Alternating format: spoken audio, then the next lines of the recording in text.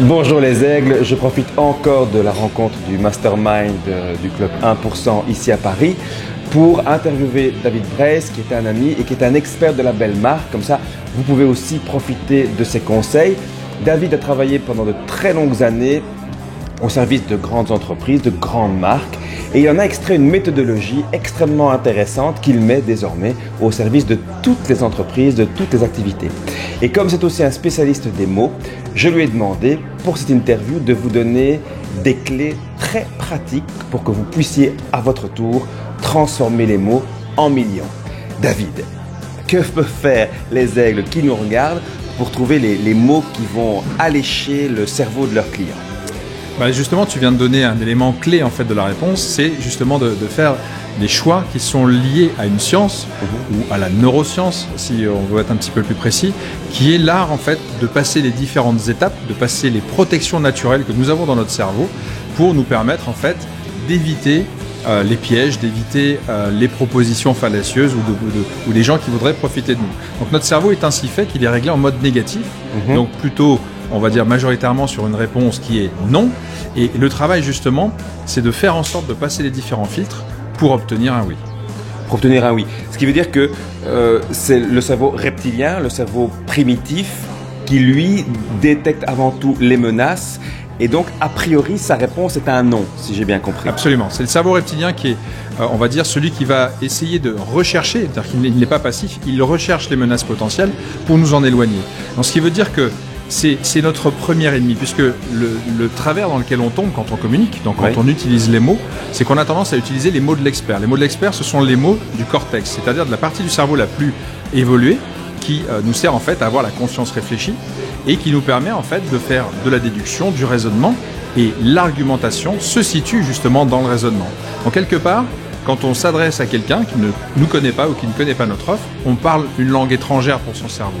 Nous parlons avec notre cerveau évolué, notre cerveau rationnel, et lui nous écoute d'abord avec son cerveau reptilien pour savoir si on est digne de confiance.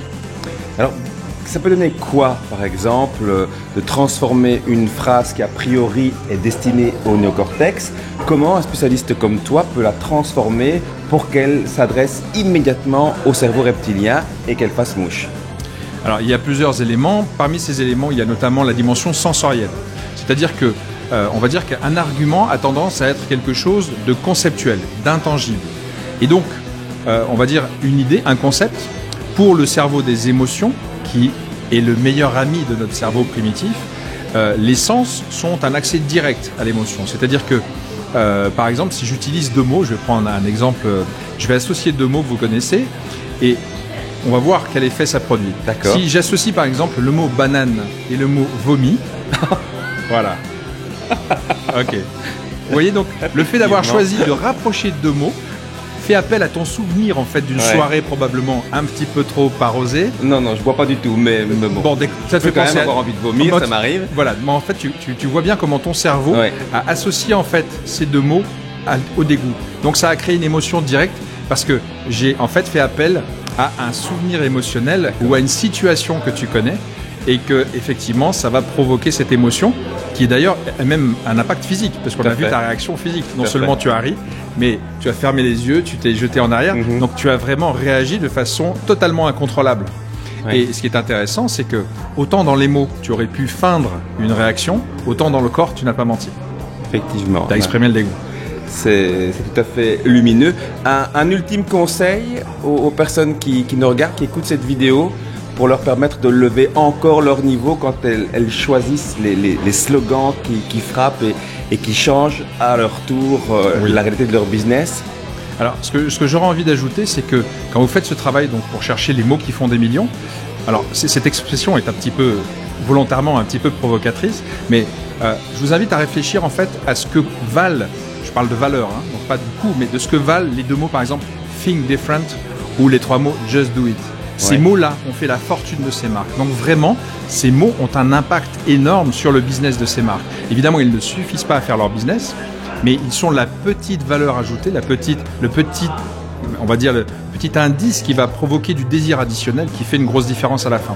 Donc ce que j'aurais envie de vous conseiller, c'est de réfléchir en fait de façon méthodique. C'est-à-dire que travailler sur ces mots-là, ça n'est pas s'asseoir et attendre que l'inspiration vienne. C'est vraiment appliquer une méthode pas à pas. Et c'est une méthode, elle est modélisable, c'est ce que j'ai fait moi. C'est-à-dire que j'ai décortiqué, on va dire, les différents succès de ces marques pour essayer de comprendre, parce que la communication est mon métier, pour essayer de comprendre comment elles ont jalonné une réflexion qui les a amenées à ces mots-là. Donc la première chose, c'est d'être méthodique.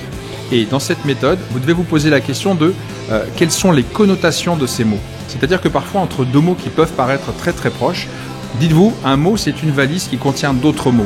Et donc, faites la liste. Si vous hésitez entre deux mots, par exemple, pour exprimer une nuance, faites la liste des mots qui sont dans chacune des valises. Et là, vous allez voir des nuances qui peuvent être extrêmement fortes. Je vais prendre un exemple très très simple. Imaginons que je vous promette, par exemple, de l'argent.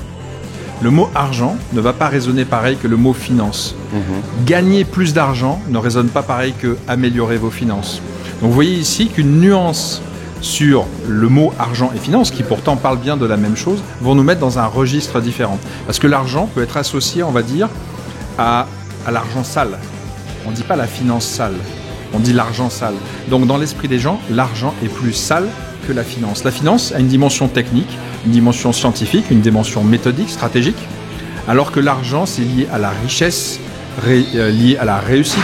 Donc finalement, il y a des connotations un peu arrogantes et un peu, on va dire, un peu dérangeantes qui peuvent provoquer chez certaines personnes, ce mot-là peut provoquer le dégoût, un peu comme la banane. Un peu comme la banane et le vomi. Exactement. Et à partir du moment où on veut choisir entre l'argent et la finance, qu'est-ce qui nous permet d'opérer ce choix? Alors, c'est une excellente question. Ce qui nous permet de faire le choix entre les deux, c'est d'essayer de se souvenir de qui est la personne à qui l'on parle. C'est-à-dire qu'il y a des gens pour qui le mot argent n'est absolument pas un problème. Le tabou est déjà dépassé. En revanche, il y a des gens pour qui le mot argent est un tabou infranchissable. Donc, repensez toujours à votre cœur de cible. Le cœur de cible, pourquoi j'utilise le mot cœur de cible volontairement? C'est parce que dans cœur de cible, il y a cœur et qu'on est vraiment dans la dimension émotionnelle. Donc, posez-vous la question, est-ce que ce mot-là a une saveur, une coloration émotionnelle pour les gens à qui je veux parler, et quelle est-elle? Quelle est l'émotion qui va être liée à ça? Parce que pour certaines personnes, l'argent, c'est quelque chose d'extrêmement motivant. Donc ça va être le mot argent qu'il faudra utiliser. Et dans d'autres cas, ça peut provoquer le dégoût ou la suspicion ou le rejet. Donc vous voyez bien, ce sont des émotions. Et à partir du moment où vous listez ces émotions, eh bien vous savez tout de suite arbitrer entre je prends ce mot-là pour parler à cette personne ou pas du tout. Donc posez-vous la question, qui sont les gens qui achètent mes produits et pour qui est-ce que mon offre est la meilleure nouvelle du monde? C'est-à-dire que pour eux, je suis la réponse idéale. Et ces gens-là, ils ont tout un ensemble de palettes d'émotions qui vont résonner avec les mots que vous utilisez. Bien, merci. C'est une leçon vraiment magistrale. J'espère qu'elle vous a inspiré autant que moi. Et j'ignore comment les mots que je vais prononcer maintenant seront connotés par vous et émotionnellement reçus. Mais vous en avez l'habitude désormais. À très bientôt. Bon vol avec les aigles. À bientôt.